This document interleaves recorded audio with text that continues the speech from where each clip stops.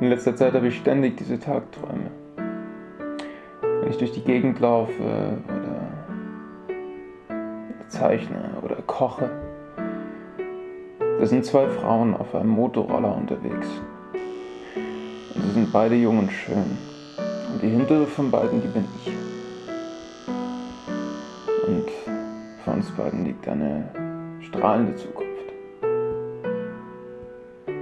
Ich habe zwar keine ganz konkreten Pläne, aber ich habe Selbstbewusstsein und Hoffnung und unendlich viel Energie.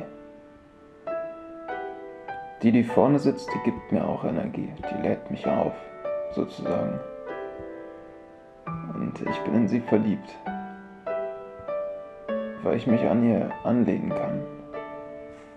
In Wirklichkeit wollen sich die meisten immer an mir anlehnen. Ich bin der Fels in der Brandung. Aber eigentlich passt das gar nicht so gut zu mir.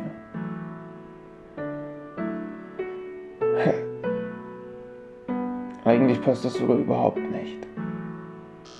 Wir zwei, wir fahren an so einem armen Tropf vorbei. Sieht uns nur einen ganz kurzen Augenblick. Aber er wird noch den ganzen langen Rest seines armseligen Versagerlebens an uns beide denken. An die Kraft und die Schönheit, die wir ausstrahlen.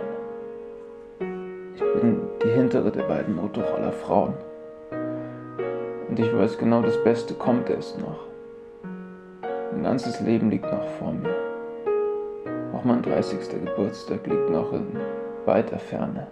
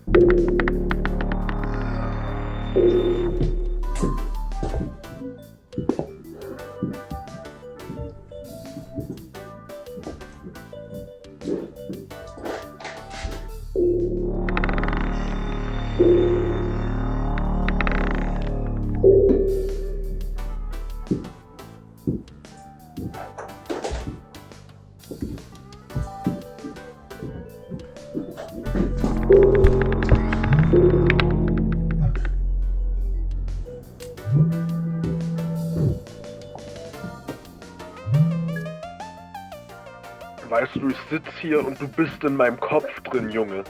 Du bist in meinem Kopf drin, verstehst du? Ich will nicht, dass du in meinem Kopf bist. Ich will, dass du da raus bist. Ich will nie wieder an dich denken. Ich will, dass es over ist, okay? Ich will einfach, weißt du, du bist in meinem Kopf und ich versuche dich da rauszukommen und es ist over, okay? Ich will von dir nicht mehr hören, wenn du hier drauf antwortest, Mann. Tu es nicht einfach, okay? Du willst nicht wissen, was passiert, es ist over. Du bist für mich gestorben, Mann. Es ist einfach, du bist 300 km/h, Mann, in deinem Porsche, in deinem Ferrari, Porsche, Lamborghini, einfach 300 km/h, Mann, straight up gegen den Baum, Mann. Derselbe Baum, gegen den Jörg Haider gefahren ist, okay, Mann? Der Baum ist einfach, du bist genauso der Baum, der hasst einfach, der Baum hat Jörg Haider gehasst.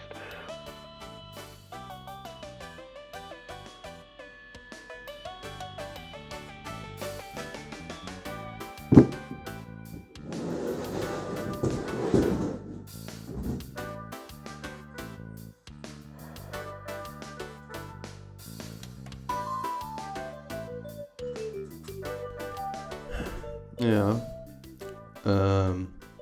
Das war natürlich alles nicht ganz einfach. Diese ganze Situation war unsere Schuld. Wir haben dem Kunden zu viel versprochen. Wir wussten einfach nicht, wo unser Limit ist. Es geht wieder aufwärts. Ja. Aus Fehlern wird man klug. Jetzt wissen wir genau, was wir anbieten können. Ja. Aber das sucht uns nach Heim.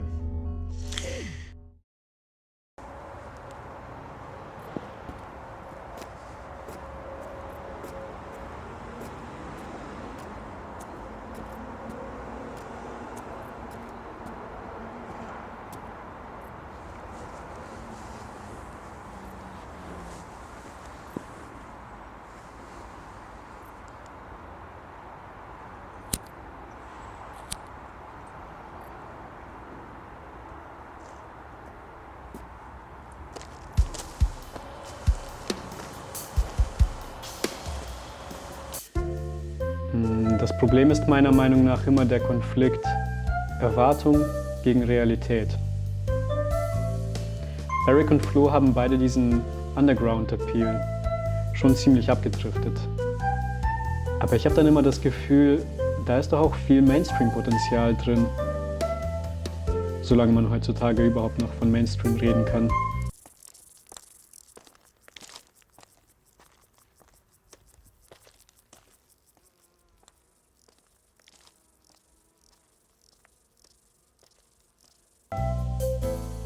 Aber diese Erwartungen wurden in der Vergangenheit dann eigentlich immer enttäuscht und dann ist es manchmal schwer, motiviert zu bleiben. Mir gefällt es schon, wenn die beiden ihre kreativen Höhenflüge haben. Dann ist es auf einmal so, als ob alles möglich wäre. Und ich steuere das so gut ich kann. Ich habe ein natürliches Organisationstalent. Aber zum Schluss muss einer den Ton angeben. Und das ist meistens der die zündende Idee hatte.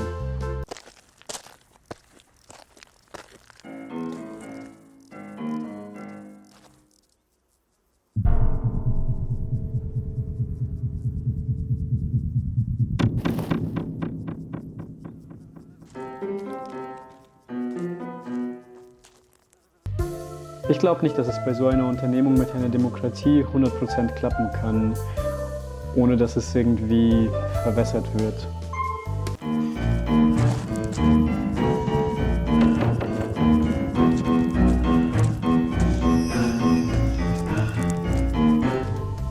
Und deswegen muss einer ganz klar die Richtung vorgeben. Aber das birgt natürlich auch die Gefahr, dass alles aus dem Ruder läuft. Es wurden viele Grenzen ausgelotet, seit wir angefangen haben. Jetzt müssen wir mal was durchziehen.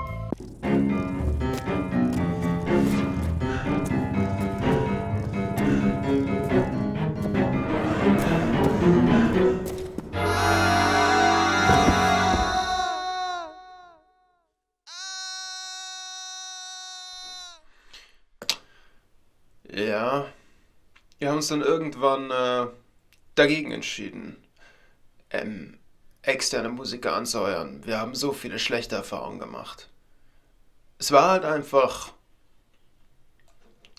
langweilig. Es war alles so Standard, so gewöhnlich. Jedes Mal. Und irgendwann haben wir uns dann entschlossen, unsere Musik nur noch selber zu machen.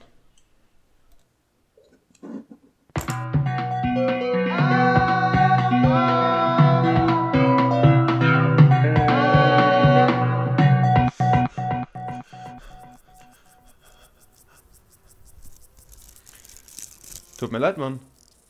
Ich dachte, du würdest mich trotzdem erkennen.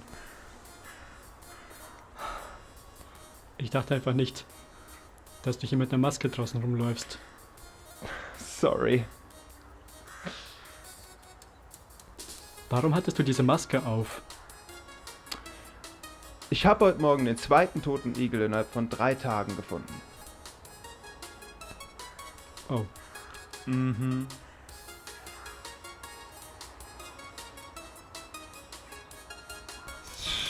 Weißt du, ich hasse Katzen. Katzen haben doch alle ein Zuhause. Nicht wahr? Da kriegen sie Whiskers, da kriegen sie Streicheleinheiten. Und was machen sie dann? Gehen nachts raus und töten Igel. Und Igel können nirgendwo hin. Die können sich nur in einen Ball zusammenrollen und sich im Laub verstecken. Aber jetzt nehmen wir mal an, bei den ganzen Viechern in unserer Nachbarschaft spricht sich rum, dass eine Riesenkatze hier ihr Unwesen treibt. Das ist ihr Revier. Dann sind die Igel sicher. Gut, oder? Das ist eine Katze?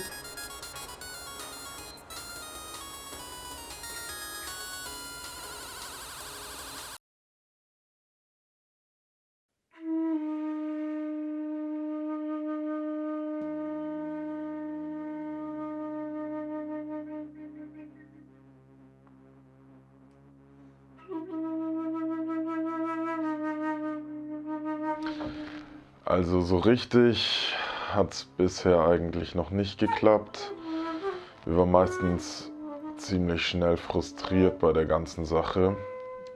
Es gab richtig großartige Ideen, die auf dem Papier gut klangen, aber in der Umsetzung der totale Albtraum waren. Also teilweise dauert es auch einfach viel zu lang. Wir sind da an der Sache dran, an der Idee. Ich will jetzt nicht darauf eingehen, was genau das ist, aber zu dem Zeitpunkt, wo wir die Idee haben, klingt es einfach großartig. Aber bis wir dann endlich mal zu Ergebnissen kommen, hat sich die Landschaft um uns herum einfach so stark verändert, dass, hey, vergiss es, das ist vollkommen unbrauchbar. Vor 2 bis 3 Jahren hätte es vielleicht funktioniert, aber jetzt nicht mehr.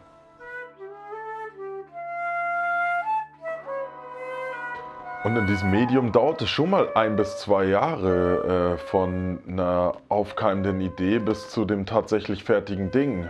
Und ich schätze, deshalb haben wir uns jetzt beschlossen, was Zeitloseres zu machen. Deswegen ist Erik auch so begeistert von den Cowboys. Ich wollte ja was mit Robotern machen. Ich hatte auch so ein richtig geiles Konzept am Start. Aber Erik meinte, das gibt es schon. Und deswegen sind sie jetzt Cowboys. In den 50ern gab es ungefähr 1 Million Western im Fernsehen. Das ist, glaube ich, so eine Art Zyklus, dass die Leute nach einer bestimmten Anzahl von Jahren einfach wieder auf dieselben Sachen abfahren. Deswegen machen wir jetzt so eine Art Liquid Television Cowboy-Sache. Erik hat mir das erklärt, aber ich habe es nicht ganz gecheckt. Ich würde lieber was mit Robotern machen. Robocoms. Roboterkommunisten. Das ist doch eine geile Idee. Aber ich werde auch langsam mit den Cowboys warm. Erik kann ziemlich überzeugend sein, wenn er von was richtig begeistert ist.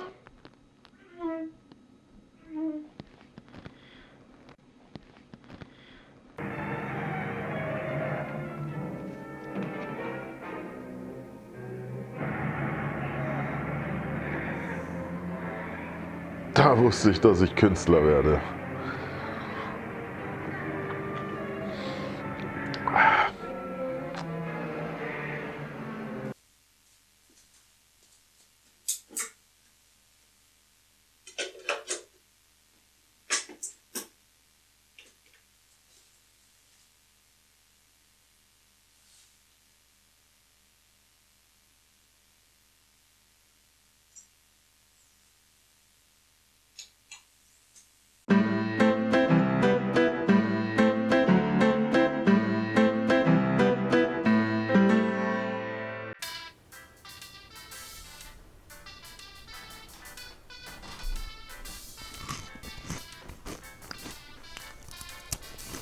Kannst du dich an Marcel erinnern?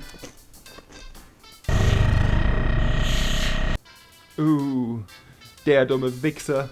Wusstest du, dass er diese Animationen macht? Für die Nachrichtensendung? Über die du dich neulich so aufgeregt hast. Ja, das schaut ihm ähnlich. Weißt du, was ich von Marcel halte? Ja. Ich finde, er ist ein ekelhafter, strohdummer, angepasster Wurm. Ein richtiger Wurm. Und ich hasse ihn. Aber ich scheiß auch auf ihn.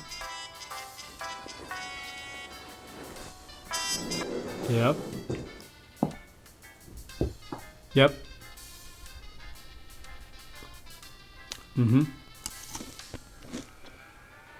Ja, ich werde da sein. Bis dann. Ciao. Und, wer war's? Marcel, er hat mich zu dieser Vernissage eingeladen. Muss auch gleich los. Sag ihm, ich hasse ihn. Okay. War nur ein Spaß. Ich mach später noch ein paar Probeaufnahmen mit Flo. Viel Spaß. Danke.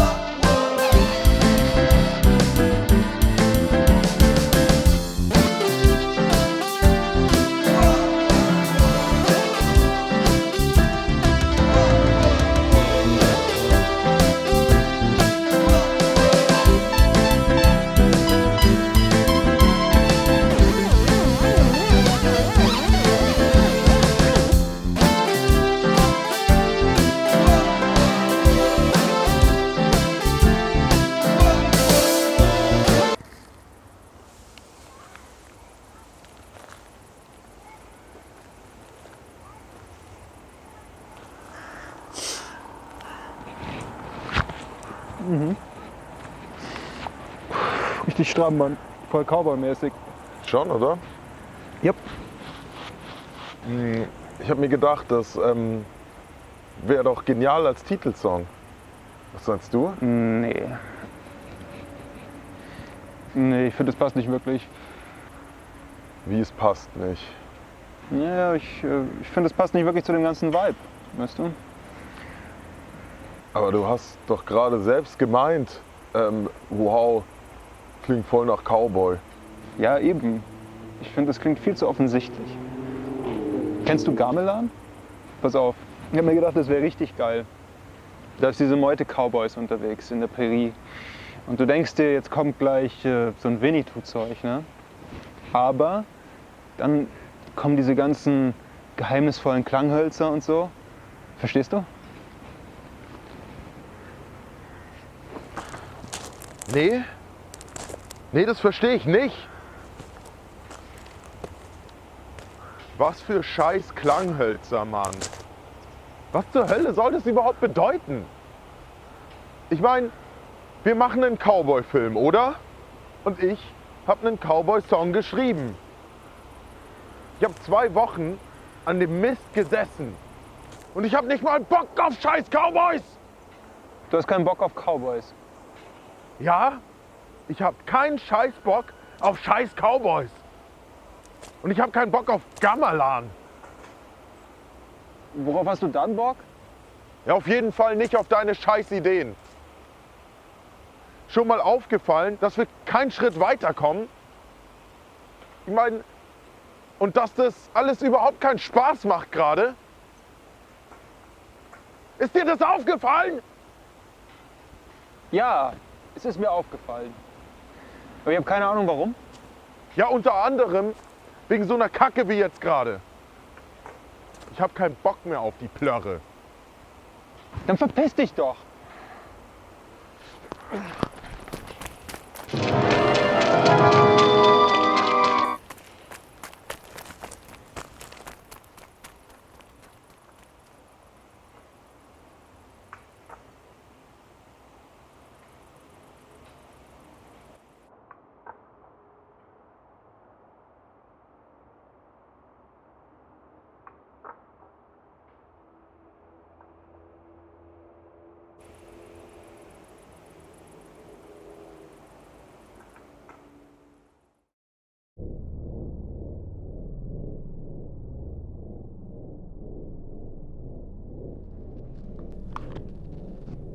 Ich weiß nicht.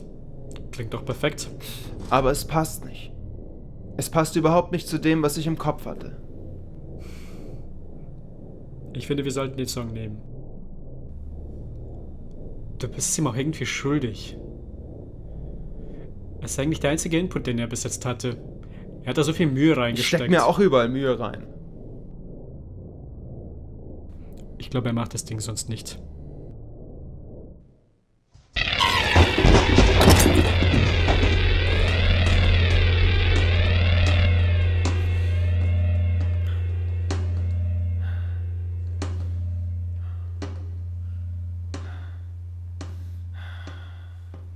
Ich gehe ins Last Weekend. Marcel spielt heute ein Konzert. Ist mir scheißegal!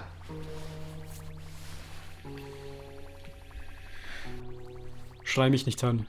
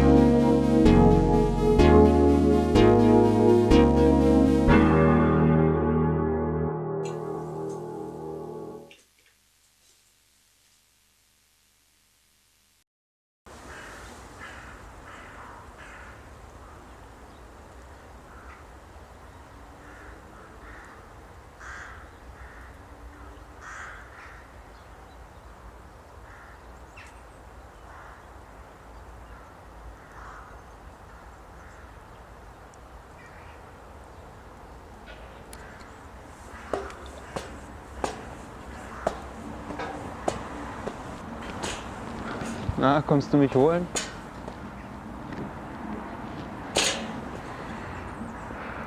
Probe schon vorbei heute. Nee. Bin früher weg. Ging's nur noch um die Lichttechnik. Was für ein Stück macht ihr gerade? Immer derselbe alte Scheiß. Die neuen Siegel. Heißt das nicht die 7 Siegel? Egal. Was ist bei euch los? Was mit deinen Typen? Habe ich beide vergrault. Wie hast du denn das hingekriegt? Weißt du, kreative Differenzen? So nennt man das doch. Ja, so nennt man das wohl. Weißt du, keine Ahnung. Und eine Weile war alles voll okay. Und jetzt auf einmal war alles gar nicht mehr okay.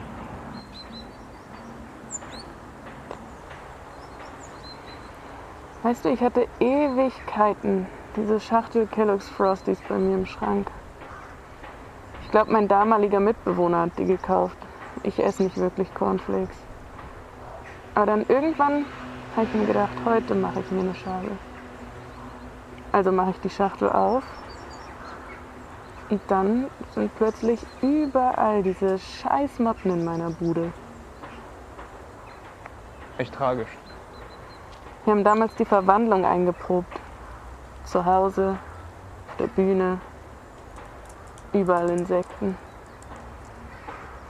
Wir mussten damals den Hauptdarsteller ersetzen. Ich fand die Kostüme zu beschissen. Und weißt du, was mit ihm passiert ist? Was? Gestorben. Lebensmittelvergiftung.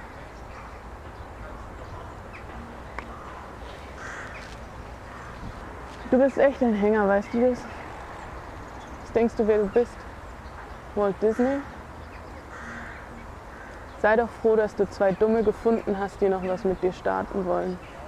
Und jetzt hängst du hier rum, als ob sich die ganze Welt nur um dich drehen würde.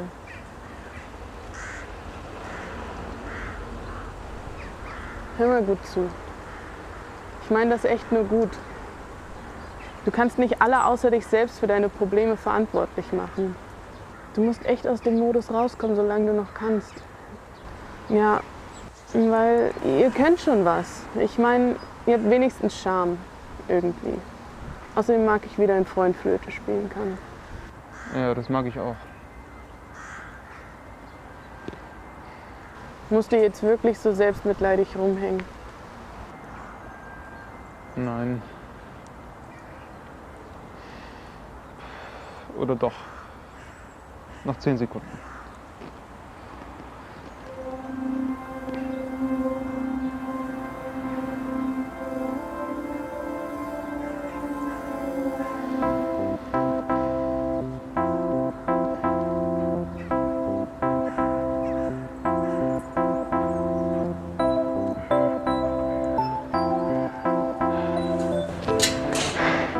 Danke. Immer gern. Ich mein's ernst. Ich werde alles wieder ins Lot bringen. Jetzt gleich. Dann geh doch endlich. Ja.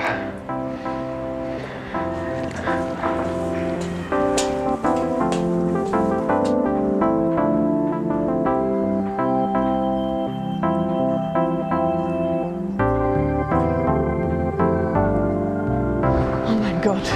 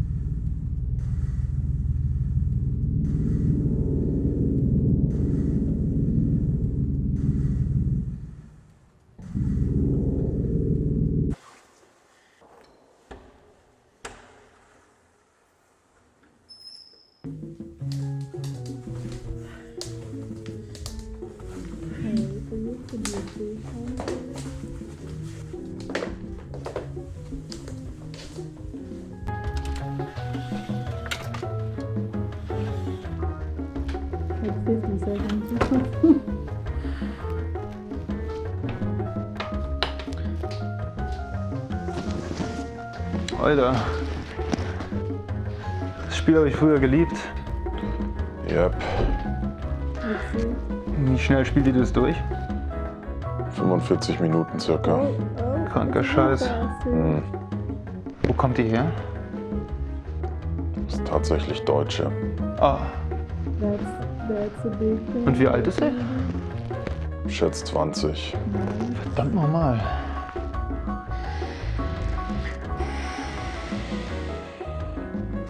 Ich hatte einen Albtraum. Ich war an diesem komischen Ort. Keine Ahnung. Sah nicht sehr einladend aus. Und da waren überall Türen, aber alle waren verschlossen.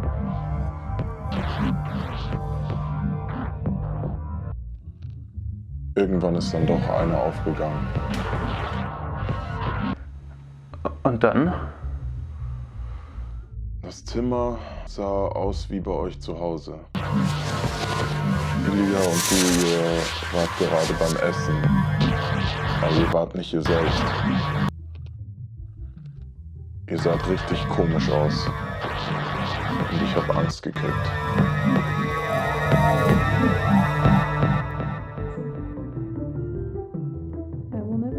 Okay.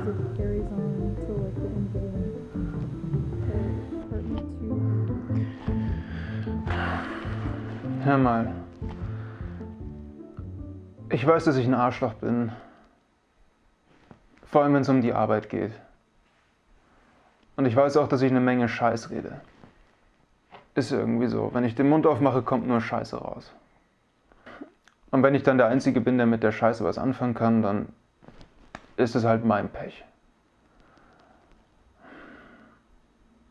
Aber nur weil ich Scheiße rede, muss ich mich nicht auch Scheiße benehmen, oder? Alter. Wir nehmen deinen Song als Titelsong. Ich finde, du solltest den ganzen Soundtrack machen. Und ich finde auch, einer der Cowboys sollte kein Pferd haben, sondern einen alten Volvo, mit dem er...